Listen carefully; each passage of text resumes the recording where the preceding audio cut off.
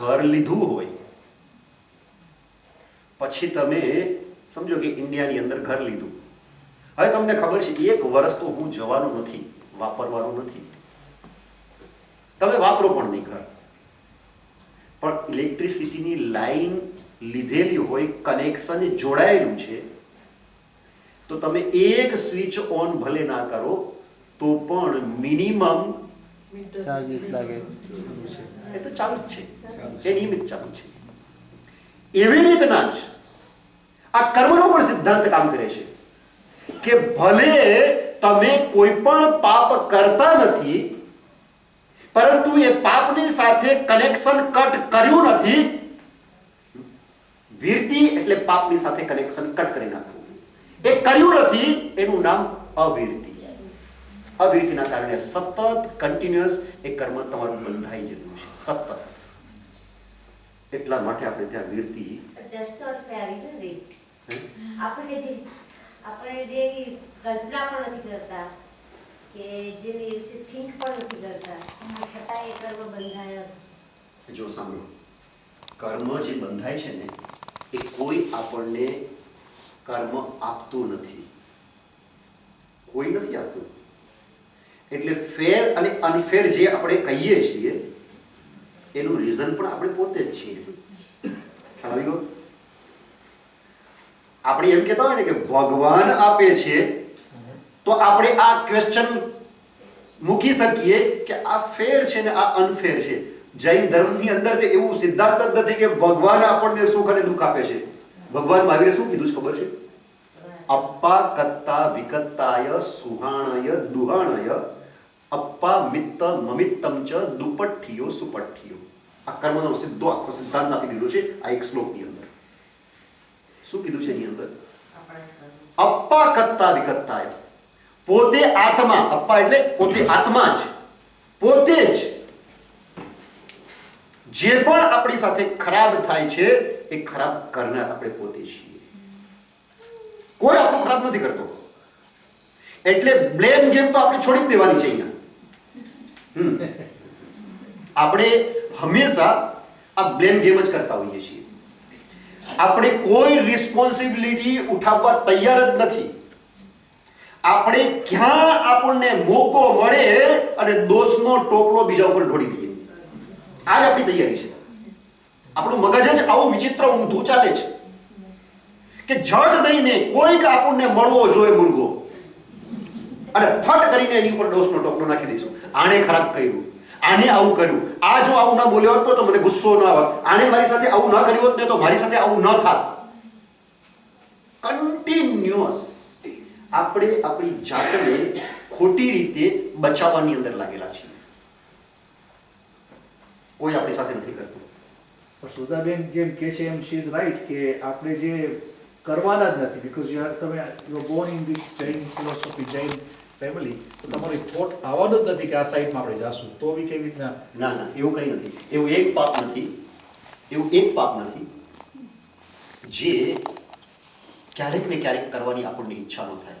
હવે હું તમને અહીંયા એક પ્રશ્ન પૂછું, થોડોક તમને બહુ વિચિત્ર લાગશે આ પ્રશ્ન, બહુ વિચિત્ર લાગશે, અને 1 મિનિટની અંદર ફળાક કરતો તમે ઉત્તર આપવાની કોશિશ કરશો કદાચ, પણ વિચારીને, શાંતિથી વિચારીને ઉત્તર આપજો. ટોયલેટમાં આપણે જઈએ છીએ, કોઈ દિવસ ખાવાની ઈચ્છા થાય ખરી? મેં શું કીધું છે? જવાબ નહીં આપતા તરત મને, વિચારીને જવાબ આપજો. 1 મિનિટમાં હું તમને એમ કહીશ કે હા થઈ જાય. બોલો, થાય ખરી ઈચ્છા એ વસ્તુ ખાવાની જે આપણે ત્યાં ટોયલેટની અંદર મૂકીને આવીએ છીએ, એ ખાવાની ઈચ્છા થાય? ભૂંડ બનીએ તો?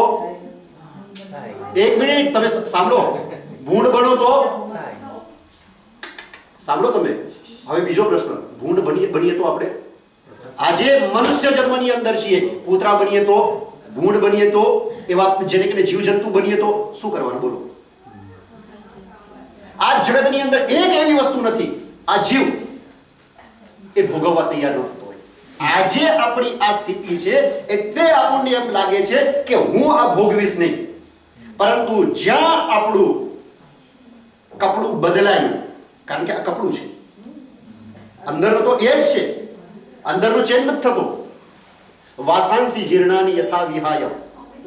જેવી રીતના આ એક માણસ કપડું બદલે એટલે એ માણસ બદલાય નથી જતો, માણસ તો એનો એ જ રહે છે. એવી રીતના જ આ શરીર બદલાય છે તો આત્મા તો એનો એ જ રહે છે. હવે તમે બોલો કે આ જગતની અંદર એવી એક વસ્તુ છે કે જેનો આપણે એમ કહીએ કે આપણે ત્યાં ભોગવવાના જ નથી. તો એનો અર્થ છે આપણે બાધા લઈ લેવાની અત્યારથી. સપોઝ આપણે જ્ઞાનમાં છીએ અત્યારે, જે વસ્તુ નથી ભોગવવાના એની આપણે ભલે જન્મો લેવાના હોય પણ એ વસ્તુ ના હજી તે આ વસ્તુની હજી ક્લેરિટી તમને નથી. હું શું કહેવા માંગુ છું, આત્માની અંદર એવા દ્રઢ સંસ્કાર ફિટ કરી દેવાના કે આવી કોઈ વસ્તુ મને ભોગવવાની અંદર આવે જ નહીં. આવી મને કોઈ વસ્તુ ભોગવવી પડે જ નહીં. એવા પ્રકારના સંસ્કાર આત્માની અંદર નાખવાના. પ્રતિજ્ઞા કરતા પણ એના સંસ્કાર મહત્વના છે. આપણે અટકી જઈએ છીએ હજી, થોડાક ડીપ જવાનું છે. ખ્યાલ આવે છે? ક્લિયર થાય છે? લાગે છે લોજિકલ વાત કે નથી લાગતી? એ સંસ્કાર લાવવા કેવી રીતે? એ પ્રતિપળે નાખવાની વસ્તુ છે. જો સાંભળો, સંસ્કાર માટે છે ને હું અમુક નિશ્ચિત શબ્દોનો ઉપયોગ ઘણી વખત કરતો હોઉં છું. બહુ જ સારા એક ચિંતક જ્ઞાની થઈ ગયા છે અને એણે આ શબ્દો ઉપયોગમાં લીધા હતા. મને જ્યારે વાંચ્યા ત્યારે બહુ જ પસંદ પડ્યા. જે કૃષ્ણમૂર્તિનું નામ સાંભળ્યું છે? તમારા બ્રિટનની અંદર જ એ ભણ્યા હતા, ઇન્ડિયાના હતા. ના બહુ મોટી ઉંમર સુધી જીવ્યા છે જે કૃષ્ણમૂર્તિ. લગભગ 94 વર્ષ સુધી જીવ્યા છે. જિદ્દ કૃષ્ણમૂર્તિ એનું નામ. એની ઘણી બધી પુસ્તકો છે. એ હંમેશા 3 શબ્દો ઉપયોગમાં લેતા: continuous, choiceless, awareness. Continuous, choiceless, awareness. સતત, ચુનાવ રહિત જાગૃતિ. ભગવાને જે અનેક વખત ગૌતમ સ્વામીને કીધું છે, તમે જો ભગવતી સૂત્ર ઉઠાવીને જોઈ લો, આ જ વાત ભગવાને કીધેલી છે 80,000 વર્ષ પહેલા. જિદ્દ કૃષ્ણમૂર્તિએ તો આજે વાત કીધી છે, પણ એને જે રીતના કીધી ને એ મજા આવી ગઈ, જે શબ્દો એને વાપર્યા. બાકી એ જ વાત ભગવાને કીધી જ છે. ભગવાને શું કીધું છે? સમયમ ગોયમમ માપમાય. એ જ વાત. Continuous, choiceless, awareness. સમયમ ગોયમમ માપમાય. હે ગૌતમ, એક ક્ષણ માત્રનો પણ પ્રમાદ નહીં કરતો. કન્ટિન્યુઅસ, સતત, ચોઇસલેસ. કોઈ પણ પ્રકારની ચોઇસ નથી કરવાની. આ સારું ને આ ખરાબ, આ પ્રિય ને આ અપ્રિય. આવી ચોઇસથી થોડાક દૂર હટવાની કોશિશ કરવાની છે. એના માટે એક સુબુદ્ધિ મંત્રીનું આપણે ત્યાં દ્રષ્ટાંત આવે છે. બહુ અદ્ભુત દ્રષ્ટાંત છે, સમજવા જેવું છે. જે રીતના આપણો આ વિષય અત્યારે ચાલી રહ્યો છે એ જ વિષયને અનુરૂપ આપણને એમ થાય કે જે આ વસ્તુઓ છે, આ વસ્તુઓ બહુ ખરાબ છે કે આ વસ્તુઓ બહુ સારી છે. આ જગતની અંદર કોઈ વસ્તુ સારી નથી, કોઈ વસ્તુ એકાંતે ખરાબ નથી. કોઈ વસ્તુ સારી નથી, કોઈ વસ્તુ એકાંતે ખરાબ નથી. રાજા પોતાના મંત્રી, સેનાપતિ અને રસાલાની સાથે એ જઈ રહ્યો હતો. રસ્તામાં એક ગટર જોવા મળે છે, ઉકરડો જોવા મળે છે. અને એ ઉકરડો, એ ગટર એટલી ભયાનક દુર્ગંધવાળા હતા, એટલી ભયાનક દુર્ગંધવાળા. બધાએ નાક બંધ કરી, કેટલી ગંદી આવે છે, કેટલું ગંધ. બધા એકદમ એને તિરસ્કારની નજરથી જોવા માંડ્યા. એક એકલો સુબુદ્ધિ પ્રધાન એમને નોર્મલ જતો હતો. એટલે બધા એની મજાક ઉડાવવા માંડ્યા કે આ તને મજા આવતી લાગે છે આ બધી વસ્તુની અંદર, આ દુર્ગંધ આવે છે અંદર, તું એન્જોય કરતો લાગે છે. ત્યારે સુબુદ્ધિએ કીધું,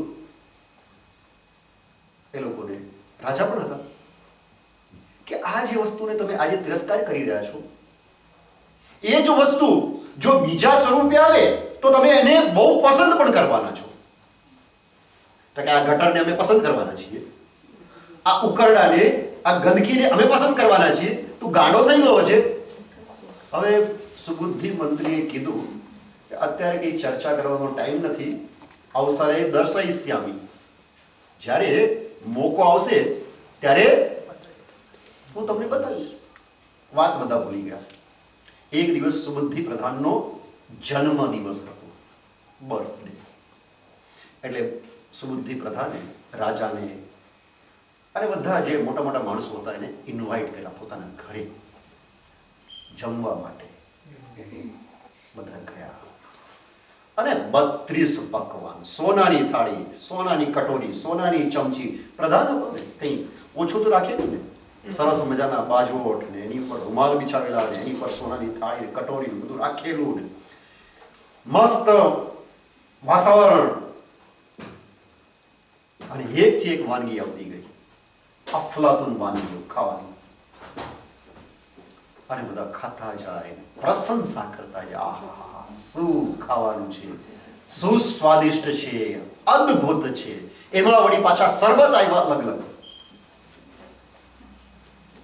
સરસ મજાના ગ્લાસની અંદર. હા, ઘણી વખત તો છે ને વસ્તુનું મહત્વ હોય છે. એક સ્ટીલના ઠીકરામાં ગ્લાસ આપ્યો, સ્ટીલના ગ્લાસની અંદર એક શરબત આપ્યો હોય અને એક ઓલા બેલ્જિયમ કટ, શું કહેવાય, એની અંદર શરબત આપે. બોલો, મજા એની અંદર પડી જાય. વસ્તુ એની જ છે. આ બધું અહીંયા છે, કાંઈ નથી બીજું. પણ આમ કે મજા પડી ગયા. તો એ બધી આમ ગ્લાસની અંદર એવા સજાવીને આપ્યા, બધા અલગ અલગ પ્રકારના શરબતો પીને તમ આવું તો કોઈ દિવસ ખાધું નથી ને આવું તો પીધું નથી.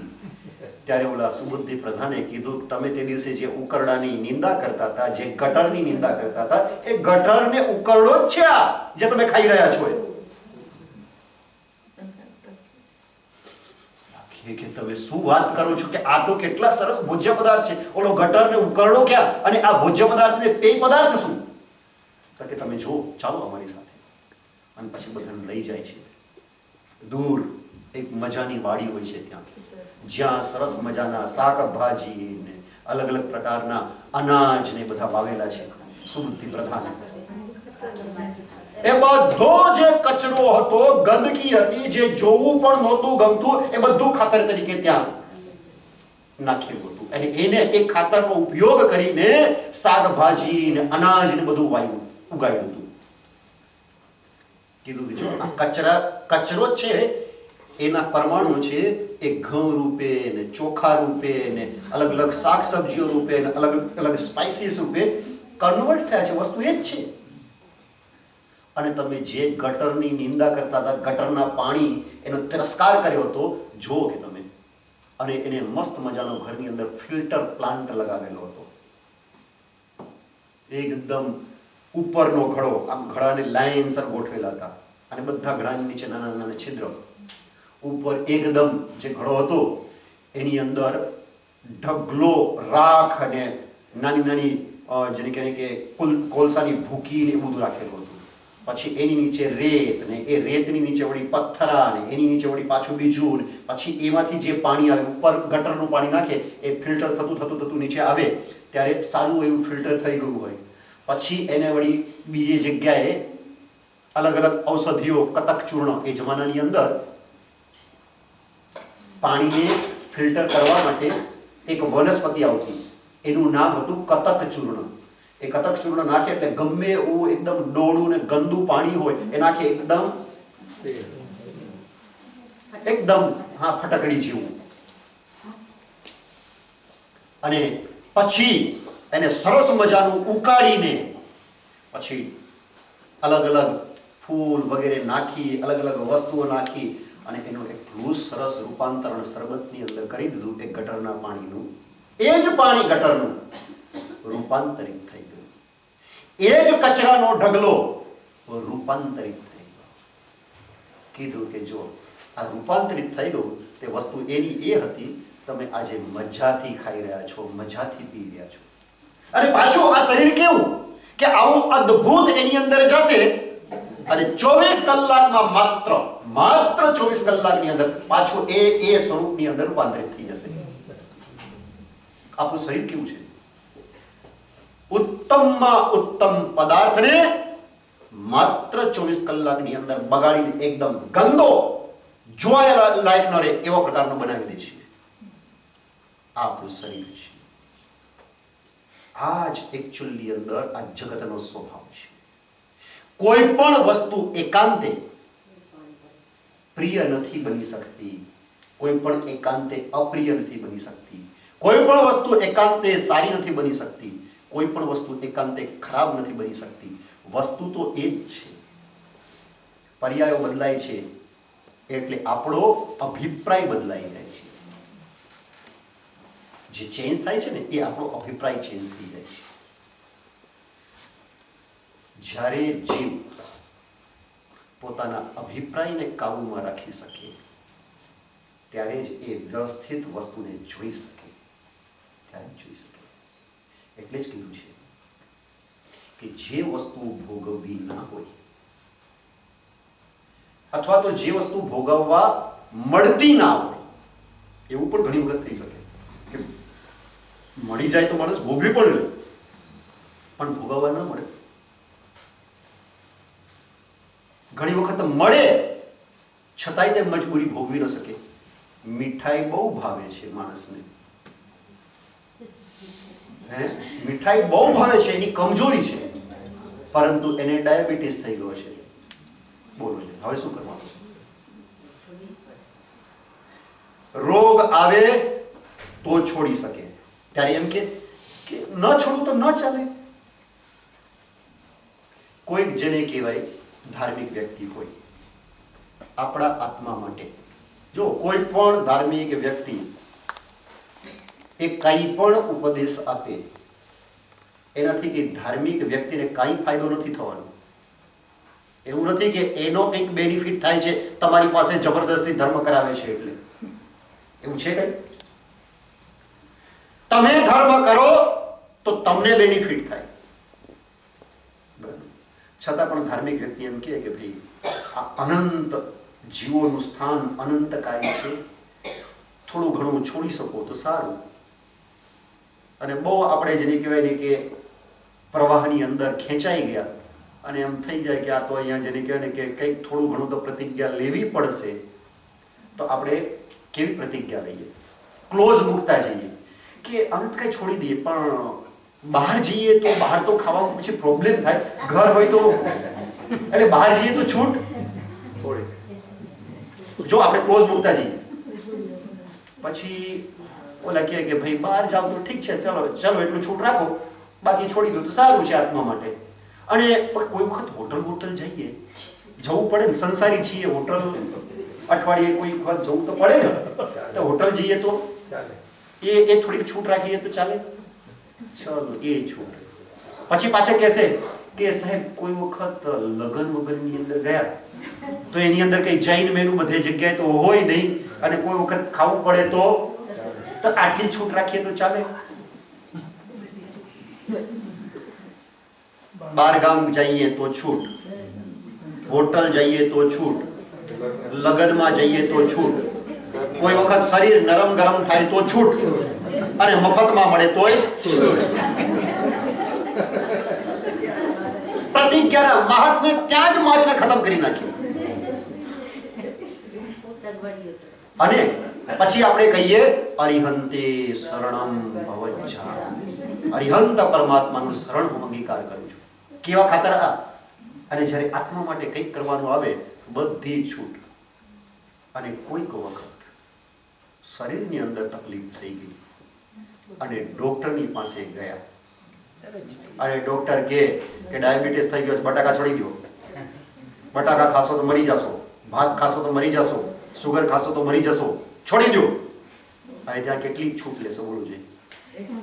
કોઈ આની અંદરથી આ જેટલી છૂટોના કારણો બતાવ્યા એમાંથી કોઈ કારણ તમે ડોક્ટરને કહી શકશો? અને કેવા જાવ તો ડોક્ટર શું કહે? છૂટ રાખ્યું તો રાખ, મરવાની તૈયારી રાખ. કેવા ખાતર? અરિહંતે શરણમ ભવજ્જામિ. અને એકચ્યુઅલી અંદર આચારમાં ડોક્ટર શરણમ ભવજ્જામિ.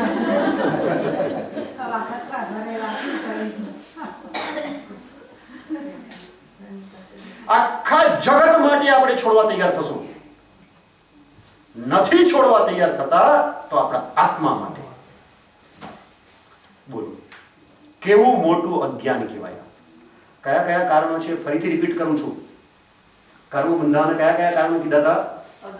અજ્ઞાન, મિથ્યાત્વ, અવિરતિ, પ્રમાદ અને કષાય. મન, વચન અને કાયાનો યોગ એટલે કે એક્ટિવિટી. મન, વચન અથવા કાયા. આ બધા રીઝન છે જેનાથી આત્માની અંદર સ્પંદન થાય છે.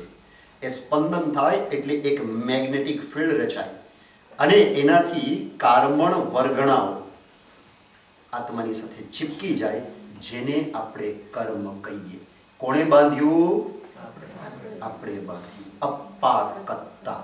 આત્મા જ પોતે કરતા છે. અપાકત્તા વિકત્તાય. આત્મા જ એનો ભોગતા પણ છે. બીજા કોઈને ભોગવવાનું નથી. હું કરીશ તો મારે ભોગવવાનું છે, તમે કરશો તમારે ભોગવવાનું છે, તમે કરશો એટલે તમારા પરિવારને પણ ભોગવવાનું નથી. માત્ર પોતાને ભોગવવાનું છે. માત્ર પોતાને. જે ખોટું કરે માણસ પાછો અંદરથી શું આમ વિચારતો હોય ખબર છે? પણ હું તો પરિવાર માટે કરું છું ને, તો મારે એકલાને ભોગવવાનું આવે? હા, ચોક્કસ. જેને ઘા વાગે ને એને જ પીડા સહન કરવાની આવે. જે જોતા હોય ને એને સહન કરવાની ના આવે. પણ છતાંય તે માણસને એમ થાય કે હું બીજા માટે કરું છું. હંમેશા આપણા મગજની અંદર તો એમ જ હોય. સંસાર માવન્ન પરસ અઠ્ઠા સાહારણમ જમચકરેકમ. મગજની અંદર તો આ જ આવે કે જે પણ સંસારની હું પ્રવૃત્તિ કરું છું, સંસાર માવન્ન પરસ અઠ્ઠા, બીજા માટે, પર માટે. સાહારણમ જમચકરેકમ. આપણે જે પણ કામ કરતા હોઈએ આપણે તો મનથી એમ જ માનતા હોઈએ છીએ કે હું તો બીજા માટે કરું છું. પણ આ પણ એક પ્રકારની ભ્રમણા છે. મિથ્યાત્વ એટલે કે ઊંધું જ્ઞાન, વિપરીત જ્ઞાન, વિપરીત બોધ છે.